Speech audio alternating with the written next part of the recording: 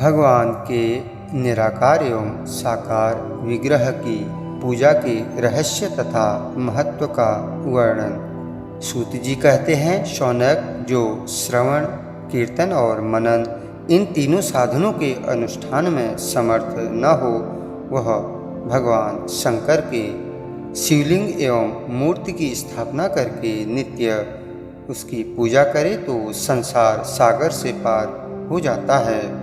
किसी प्रकार का पाखंड न करते हुए अपनी शक्ति के अनुसार धनराशि ले जाए और उसे शिवलिंग अथवा शिव मूर्ति की सेवा के लिए अर्पित कर दे। साथ ही निरंतर उस शिवलिंग एवं मूर्ति की पूजा भी करे। उसके लिए भक्तिभाव से मंडप, गोपुर, तीर्थ, मठ एवं क्षेत्र की स्थापना करे तथा उत्सव रचाए। वस्त्र, गंध, पुष्प, धूप, दीप तथा पुआ और शाक आदि व्यंजनों से युक्त भांति भांति के भक्ष्य भोजन अन्न नैवेद्य के रूप में समर्पित करे। छत्र, ध्वजा, व्यजन, चामर तथा अन्य अंगों सहित राजोपचार की भांति सब सामान भगवान के शिवलिंग एवं मूर्ति को चढ़ाए। प्रदक्षिणा, नमस्कार तथा यथाशक्ति जप करे। आवाहन से लेकर विसर्जन तक सारा कार्य प्रतिदिन भक्तिभाव से संपन्न करे। इस प्रकार शिवलिंग अथवा शिव मूर्ति में भगवान शंकर की पूजा करने वाला पुरुष श्रवणादि साधनों का अनुष्ठान न करे तो भी भगवान शिव की प्रसन्नता से सिद्धि प्राप्त कर लेता है।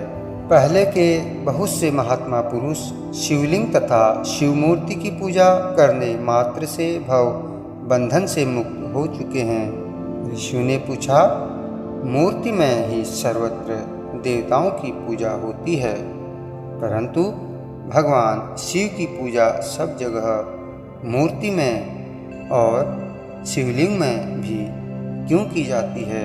सूत जी ने कहा, मुनीश्वरों, तुम्हारा यह प्रश्न तो बड़ा ही पवित्र और अत्यंत अद्भुत है। इस विषय में महादेव जी ही वक्ता हो सकते हैं। दूसरा कोई पुरुष कभी और कहीं भी इसका प्रतिपादन नहीं कर सकता।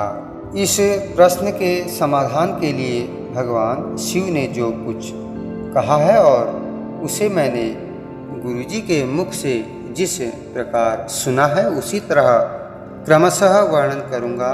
एकमात्र भगवान शिव ही ब्रह्म रूप होने के कारण निराकार कहे गए हैं। रूपवान होने के कारण उन्हें साकार भी कहा गया है। इसलिए वे साकार और निराकार दोनों हैं। शिव के निराकार होने के कारण ही उनकी पूजा का आधारभूत शिवलिंग भी निराकार ही प्राप्त हुआ है। अर्थात शिवलिंग शिव के निराकार स्वरूप का प्रतीक है। इसी तरह शिव के साकार होने के कारण उनकी पूजा का आधारभूत विग्रह प्राप्त होता है। अर्थात शिव का साकार विग्रह उनके साकार स्वरूप का प्रतीक है। साकार और निराकार रूप होने से ही वे ब्रह्म शब्द से कहे जाने वाले परमात्मा हैं। यही कारण है कि सब लोग शिवलिंग और मूर्ति दोनों में ही सदा भगवान शिव की पूजा करते हैं। पूर्व काल में बुद्धिमान ब्रह्मपुत्र सनत कुमार मुनि ने मंदराचल पर नंदिकेश्वर से इसी प्रकार प्रश्न किया था।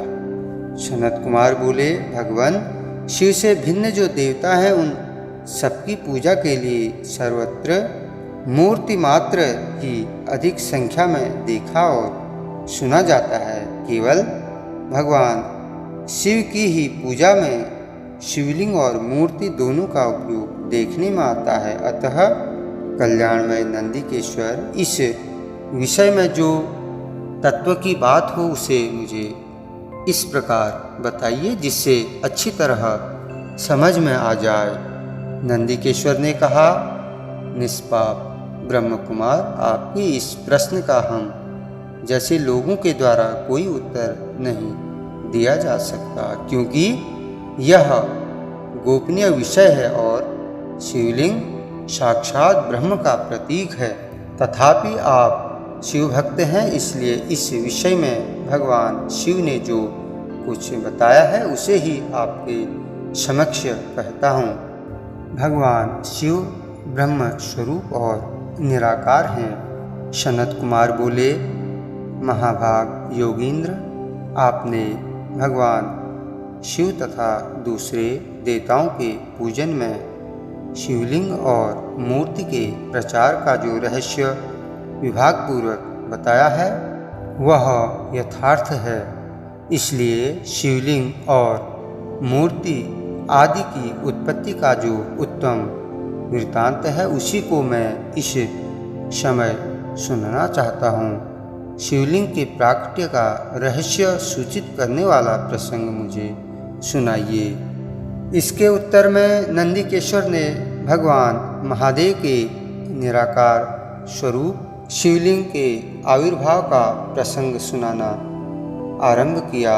उन्होंने ब्रह्मा तथा विष्णु के विवाद, देवताओं की व्याकुलता एवं चिंता, देवताओं का दिव्य कैलाश शिखर पर गमन, उनके द्वारा चंद्रशेखर महादेव का स्तवन, देवताओं से प्रेरित हुए महादेव जी का ब्रह्मा और विष्णु के विवाद स्थल में आगमन तथा दोनों के बीच में निराकार आदि अंत रहित भीषण अग्निस्तंभ के रूप में उनका आविर्भाव आदि प्रसंगों की कथा कही।